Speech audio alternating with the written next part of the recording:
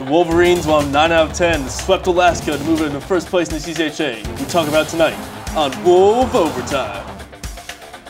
Hello and welcome to WOLV Overtime. Alex, Prasad, and Peter, Saul. Round 3. If you weren't sick enough of us from the first 2 years, you're stuck again. Our last one too. This is our last one. Unless we don't graduate. Unless we don't graduate. I've been meaning to talk to you about your grades, by the way. Oh yeah, is that right? All right, well, you'll have to talk to me about that after the show, Peter. Good grades for Michigan thus far this season. Exactly a year ago, this was not a happy place to be, reviewing some of our old files this past week, Peter. But a much happier place for Michigan fans, especially after a key sweep of Alaska, the Nanooks at Yost Ice Arena. So let's take a look at what happened on Friday. Exciting games, both games. And Peter, the Friday one went about how we expected. Michigan, a number of first period chances. Louis Caparuso right there. And Caparuso again with a point-blank shot. But Alaska came out firing in the second period. Well, yeah, in the first period, though, Scott Grenham stood on his head. But as you mentioned, Alex, a couple of great opportunities for the Nooks off Michigan mistakes. You see a great save by here, Sean Hunwick. It's truly a goaltending duel all night long. Yeah, Joe Sova coming out of the penalty box here, and a great save by Hunwick. We thought Hunwick was a fluke last year, but he's proven otherwise thus far this year. He leads the CCHA in save percentage in conference play. With Brian Hogan out indefinitely, that's great for the Wolverines. Yeah, Hogan, of course, pulling his groin right before the big chill, actually, in the pregame practice. But Michigan got on the board first here in the second period. That was Brown moving it up to Hagelin, who finds Maffey, top shelf. Big mistake here for Alaska. Yeah, right. You look at the replay, Alex, you see the two Alaska players that are marked right there will collide at center ice. That leads to an odd man breakaway. It's a 3-on-1. Carl Hagelin with the puck. He has two options. Matt Russ up front, Lee Maffey in the back. He chooses to drop it off to Lee Maffey, and Maffey shelves it top corner. And a bit of a brouhaha after that goal, Peter, as Carl Hagelin knocked over, and in fact, Michigan ends up on the penalty kill after Chris Brown comes in here, overhand punches all over the place. Right, that's typical CJHA officiating shenanigans, but what a move by Chris Brown, just destroying his Nanook opponent. Also, an incident with an orange ball we encourage you to check out on YouTube during that break as well. Here's Scooter Vaughn with a good chance. Haven't heard a lot from him lately. Moving on to the third period, still a close game, 1-0. Michigan's offense shut down a bit there by the Nanooks, but Scott Grenham can't get in front of that one. John Merrill from the blue line. Yeah, I credit this goal to Matt Rusto. He's right in the crease. We've seen a lot of players play that in the crease role. Chris Brown, Kevin Lynch, but it's Matt Russ right there standing in front of Scott Grenham. I don't think Grenham ever saw that shot from John Merrill. Well, you know, one thing that was lost in those highlights, Peter, 36 saves for Sean Hunwick in the shutout. His 10th, Michigan's 10th against Alaska so far, and his third of this year. 36 saves. Michigan outshot significantly in this game, Peter, as we take a look at the Friday box score. What do we make of this? Is this yay, Michigan played into kind of Alaska style of play and won, or is there a little bit of concern being outshot so heavily? Yeah, we know Alaska likes to play mostly defensive style. That's what they do for most of their season, a neutral zone trap. But we did not see that this weekend. I think this is a positive victory for Michigan, a positive weekend, especially Sean Hunwick. We've been wondering how he would play in the absence of Brian Hogan, starting every night, week in, week out. And so far, he's done very well at that, and he really earned the first start during Friday night's game. Right, he got that officially as well. Did not get CCHA goaltender of the week, though, which is really curious, especially after you see what happened on Saturday. But the scoring, the big concern, I think, if you want to play devil's advocate against the success, which is basically what Michigan fans do, is definitely the scoring is coming from the blue line, or at least did on Friday night. You're not seeing Louis Caparuso really hasn't gone on that big tear that you always expect him to go on at about this point in the season. Is that a source of concern? Is blue line scoring inconsistent? Is that should we be worried with this victory? It is a bit strange, to say the least, but we also have a really big positive here with all the blue line scoring. Lee Maffey, John Merrill, Chad Lendlis. These players for their entire career have been great blue line scorers. They're willing to jump in the rush. They provide great outlet passes, you know, true quarterbacks on the power play, that side of play. And truly, they've been big contributors to this offensive scheme all season long. The power play does seem to be more organized than years past. Perhaps not as potent as you'd like to see, but definitely more organized. Well, we need to go to commercial break, but coming back on the other side, see what happened Saturday. Friday, maybe a little bit of a dull 2-0 game, but Saturday was just insane. Stay tuned. Describe varsity blue? It would definitely not be terrible, you knucklehead. Alexander Prasad. Alexander Prasad, right back with you along with Peter, Saul. Adam Brewster will be joining us later.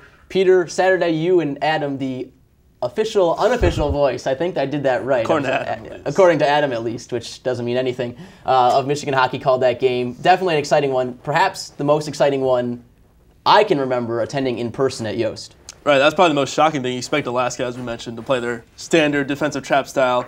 They come out completely different, though. Dallas Ferguson, the Alaska Nanooks head coach, sending 2 forecheckers the entire game long, end-to-end action, odd-man rushes. It was total chaos, but certainly a fun game to watch and to call. All right, well, Peter, since you called it, why don't you take us through the highlights on Saturday? A very, very up-and-down game for Michigan. Let's play the clip. Let's look at these Saturday highlights. We start in the second period. As we mentioned, chaos all over the ice. It'll be the Nanooks striking here to tie it up 2-2. Leaving it scored! That was Cody Kunik right there, right in front of the crease. But on the replays, obviously what happened. Louis Caprusso's tripped going across the blue line. There's no call on the play. However, Alaska gets an easy turnover in the neutral zone. They go the other way. It's an odd man rush down low. It's an easy tip-in right past Hanwick's blocker. To tie the game at 2-2. Blocker right there, Peter. You see CCHA officials overcall things so much. This, in past Hagelin puts this it year, up they're front all for Brown. super Rebound, under. scores! Right. But anyways, as we say, CCHA officials, they like to call penalties. Here's a Michigan power play. Look at Chris Brown in the slot. He'll find his own rebound, chucks at it a few times, and on the second time, he gets it right under Scott Brenham's 5-0, and that gives Michigan a 3-2 lead. The power play definitely looked good on Saturday night. Scott Brenham, a goal against average of just under 2, definitely got lit up in this game. Highly uncharacteristic. And Kunik scores a Came short-handed right back. goal. Another neutral zone turnover here. This time it is Cody Kunik right in front of the net. You see a little pause here, and there it is, the turnover right there in the neutral zone. Sloppy play, and that was really the story of Saturday night's game for the Wolverines. Yeah, that's definitely something to be concerned about for Michigan going forward, are the own zone and neutral zone turnovers. Perhaps neutral zone turnovers excusable against the trap, against Alaska, that's what they live on. But own zone turnovers too. Right, that made it 3-3, but out this face-off, Scooter Ball right here making it 4-3. What a season Scooter Ball's having, his 9th goal of the year. Yeah, Scooter, outpaced his career total in the first month of the year or whatever, had a little bit of a lull, but as was pointed out to me after saying, man, Scooter hasn't scored in a while after that first couple weeks. He scored a number of times in the last couple of weeks. It's true. And some chaos here in the third period. Michigan with a 1-goal lead. Look at this. This goal was first pointed at as a goal. Cody Kunik running over Sean Hunwick. No penalty for goaltender interference. It would go to video review, however. And upon video review, it determined that Cody Kunik, in fact, barely kicked it in with his skate. It was waved off, although it should have been waved off in the first place for goalie interference. Right, and no penalty on Kunik there for running over Hunwick, which is kind of the most curious thing that came out of that. Regardless, Michigan escapes with the 4-3 victory, a sweep that's 9 out of the last 10 for the Wolverines, 5 in a row. That's a season high. And this whole streak started with the Big Chill, so I suggest they play games at Michigan Stadium more often. Anytime there's a lull, they lose 2 or 3 in a row, schedule one at the Big House. We'll take a look at the stats for Saturday. Again, Michigan outshot. And as Brian of MGO Blog pointed out, we'll talk about him in just a second, Peter. This is the first time he says he's seen Michigan outshot both nights, outshot so significantly in a series. Hunwick there, 37 saves on 40 shots on goal. And Hagelin, we forgot about that, point streak now, 9 games. He had 3 assists in that Saturday game. Ridiculous. He's been on a tear for the last month of the season, as this entire team has. I don't think we've seen the Michigan Wolverines hockey team play like this since 4 years ago when they went to the national championship semifinal game. Right, a big difference, Kevin Porter, I would say, in terms of your prolific goal scorer, and that's something some people are concerned about. Before we get too negative, though, how about Sean Hunwick? We talked about him a little bit in the Friday game, Peter, but the guy is phenomenal for being, like half the size of a normal human being. He is quite small, you're right. But yeah, he's played so well, stepping up in big situations. How about that penalty kill, the 5-on-3 at the end of that game? Right. Michigan was outshot by over 15 shots in the third period. They only had 1 shot in the third period, holding on to 1-goal lead. Then they have a 5-on-3 to kill for over a minute, and then an additional more power play time to kill there. And they did it. And they did it in style. They did it very well. We'll see Adam Brewster break it down a bit later for us. Well, just to take more of a historical look, let's take a look at Alaska's defense the last couple of years, Peter. Alaska always in the top 10 or so, it seems like, in the national standings. And also, we have some great memories for you if you're big CCHA fans. Maybe we'll see that in just a second. But was Michigan lucky in this series period, or were they good? Especially with that game-tying goal where Hunwick got run over there. It's hard to say, isn't it? Right. Because Alaska Nanooks, I said, historically great defensive team. Dallas Ferguson, however, came out completely different. So Michigan was thrown into a bit of a surprise there. And they were outshot both nights, but you felt that they faced a lot of adversity for the entire weekend. They pulled through it, especially with the penalty kill at the end of Saturday night's game. Right. That's what made this team really stand out to me this weekend. So I would say they were good this weekend, although they obviously did not play up to their entire potential. I think it was a great sign going forward for the next few weeks. Well, I think that's the key, is that this team so often in the past has faced adversity and collapsed, especially early in the season in November, late November, early December phase, falling off the face of the earth like we saw last year, completely unranked, went from number 4 in the country to unranked. Actually, let's take a look at that. We have a nice little fancy-dancy graphic to show you how Michigan's rankings have changed. Well, actually, there's your Alaska defense for you. Always one of the best in the country. This year, first in the CCHA. That might tick up slightly after giving up 4 goals on Saturday. Well, it's also the second week in a row when Michigan went to Fair State 2 weekends ago. That was one of the top defenses in the CCHA. They blew them up for 6 goals over the weekend. Now Michigan's done again, taking another top defense down in the CCHA. That's a great sign. And of course, those Bears from the epic Alaska-Fairbanks hype videos. And here we go. Here are those rankings we were telling you about. Michigan fell off the map in mid-January last year. Of course, this year saw that bounce in mid-January, has them again perhaps in the conversation, depending on who you talk to in the pairwise, for one of those top 4 seeds in the NCAA tournament. Right, well, that will be difficult. The top 4 teams in the current pairwise rankings, which will determine NCAA tournament poll standing, have a huge gap between number 5 Michigan at the moment, although Michigan's definitely shorted that gap this past weekend. Obviously, number 1 seed would be huge. You're looking at sites in potentially Green Bay, Wisconsin, or Hartford, Connecticut. 2 interesting sites, to say the least. If it's in Green Bay, Peter, will you commit right now to going through the Upper Peninsula? Let's do it. Oh, wow. Geez. If only he was as honest on air as he is in person.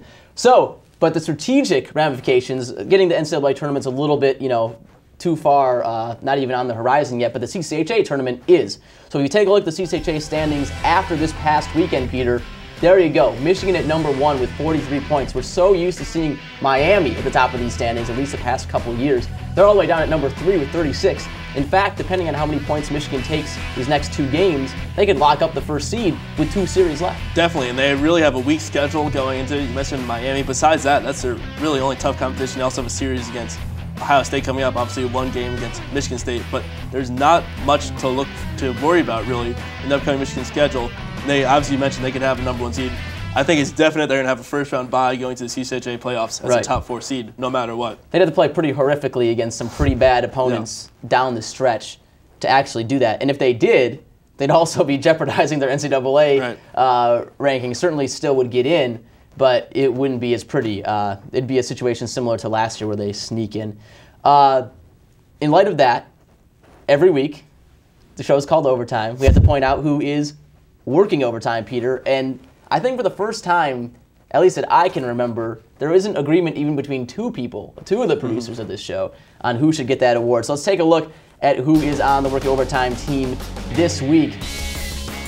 I go with Carl Hagelin, point streak. That seems to be a pretty easy argument to make. But Peter, you go with Matt Rust. Why Rusty? Matt Rust, he had a great weekend.